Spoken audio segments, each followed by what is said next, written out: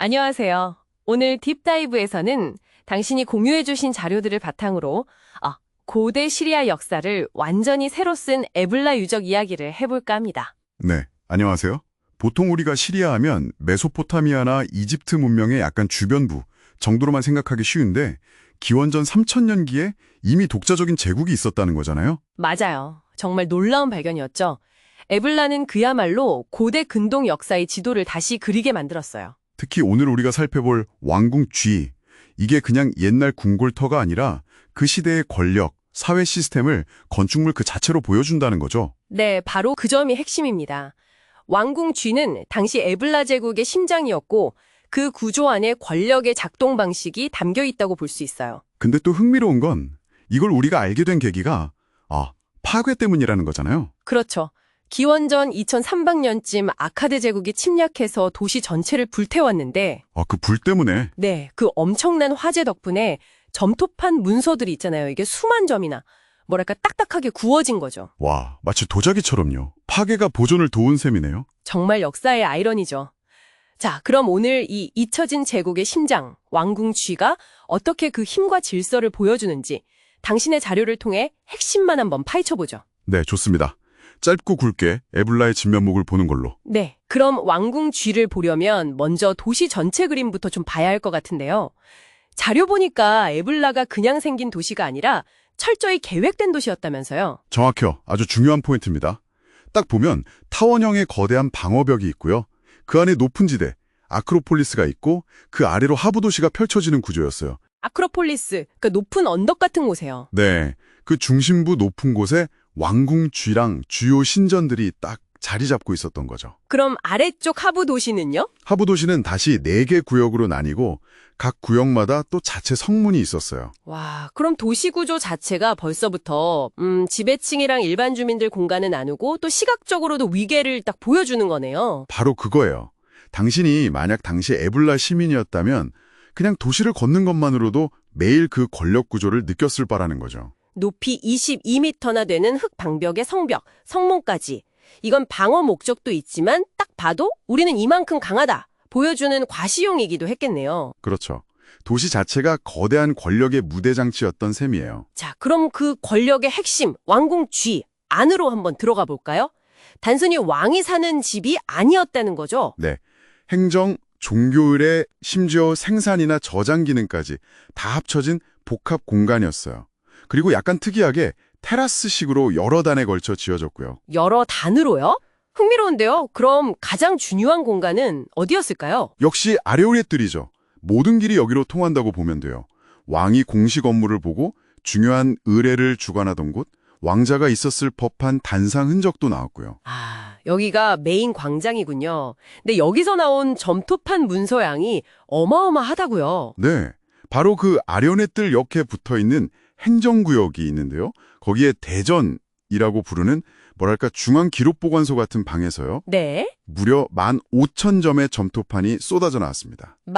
15,000점이요? 와, 그 정도면 진짜 당시 행정 시스템이 엄청 체계적이었다는 증거네요. 그렇죠.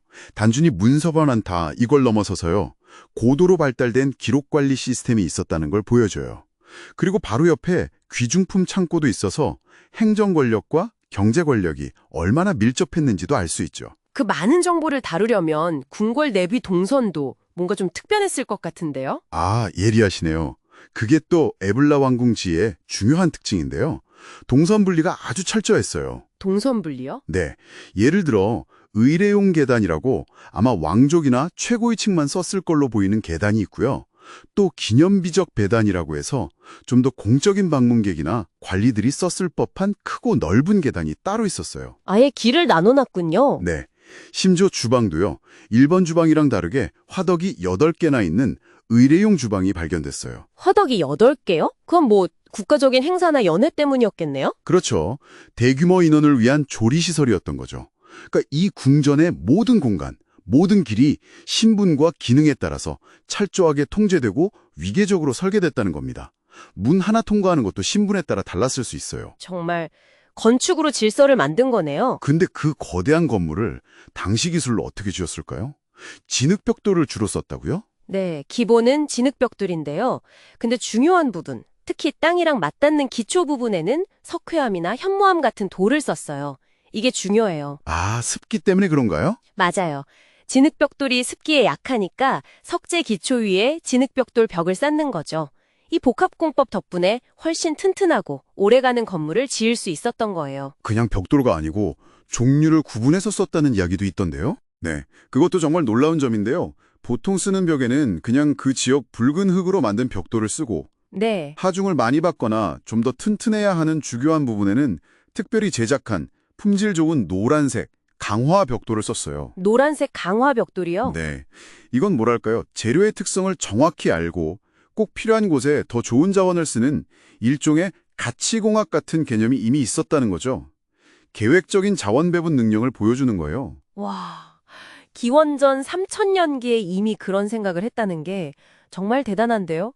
그럼 이런 에블라 건축이 우리가 보통 더 유명하게 아는 마리 왕궁하고 비교하면 어떤 의미가 있을까요? 그 비교가 사실 에블라의 진정한 가치를 보여주는데요. 마리 왕궁도 물론 대단하죠. 근데 에블라 왕궁 주위보다 한 500년 정도 뒤에 지어졌거든요. 500년이나요? 네. 그런데 놀랍게도 마리 왕궁에서 보이는 복합 공전의 핵심 특징들이 있잖아요. 기능별로 공간 나누고, 뜰을 중심으로 구조 짜고, 사람들 동선 철저히 분리하고, 이런 것들이 이미 500년 전 에블라 왕궁 주위에서 아주 명확하게 나타난다는 거예요. 아, 그렇다면 에블라가 단순히 메소포타미아 영향을 받은 게 아니라 오히려 시리아 지역 궁전 건축에서는 훨씬 앞서 나간 뭐랄까 선구자 역할을 했다고 볼 수도 있겠네요? 바로 그겁니다. 오늘 우리가 당신 자료들을 통해 확인한 핵심이 바로 그거예요. 에블라는 메소포타미아나 이집트와는 다른 독자적인 문명을 분명히 이룩했고요. 왕궁 주인은 그 문명의 힘과 정교함을 보여주는 강력한 물증이라는 거죠. 건축기술, 공간계획, 뭐 하나 빠지는 게 없어요. 와, 정말 잊혀졌던 제국의 심장을 제대로 들여다본 느낌입니다. 건축물에 이렇게 많은 이야기가 담겨 있을 줄은 몰랐네요. 그렇죠. 그래서 마지막으로 당신에게 이런 질문을 한번 던져보고 싶어요. 한번 생각해 보세요. 네. 에블라 왕궁지처럼 건물의 물리적인 구조나 공간 배치가 끊임없이 사람들에게 신분과 위계를 상기시키는 그런 환경 있잖아요. 거기서 일하고 생활했던 사람들은 과연 세상을 어떻게 봤을까요? 그들의 일상은 또 어땠을까요? 이 질문을 당신의 다음 탐구를 위한 작은 씨앗으로 남겨두고 싶네요.